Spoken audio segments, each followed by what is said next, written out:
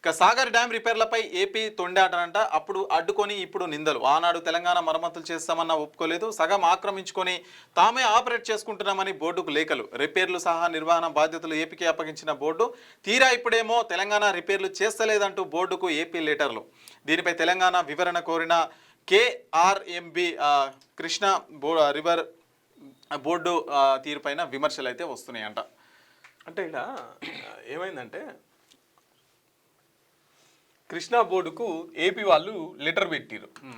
ఏమని పెట్టిరంటే అంటే ఇంత ముందుకున్న నిబంధనలు ఏంటంటే నాగార్జున సాగర్ మొత్తం దీని బాధ్యతలు తెలంగాణలో చూసుకోవాలి. బాధ్యతలు తెలంగాణలో చూసుకోవాలి.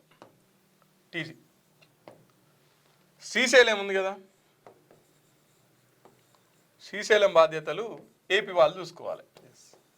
అయితే వీళ్ళు మనోళ్ళు ఏమంటారు చూద్దాం, కానీ ఇప్పుడు ఈ ఎడమ కాలువ మనది, కుడి కాలువ వాళ్ళది కదా.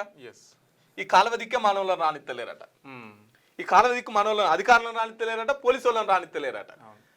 ఇప్పుడు బాధ్యత ఇచ్చినప్పుడు దీని మీద రిపేర్లు కానీ ఇంకేమైనా పనులు కూడా చేయాల్సి వస్తుందిగా.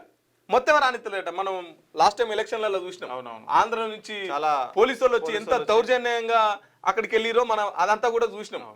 మళ్ళీ ఇప్పుడు తీరా అది ముమ్మిరికి వచ్చేసరికి తెలంగాణలో మీద ఎత్తేసే ప్రయత్నం చేస్తున్నారు ఆంధ్ర బోర్డు. దీనికి సంబంధించి కృష్ణా బోర్డుకు లెటర్ పెట్టిరాట. తెలంగాణలో అసలు ఏం పట్టించుకుంటలేరు మా దాన్ని, అసలు ఏం రిపేర్లు ఎత్తలేరు, వాళ్ళు ఏం కూడా చూస్తలేరు అని చెప్పేసి మళ్ళా లెటర్లు పెట్టిరాట.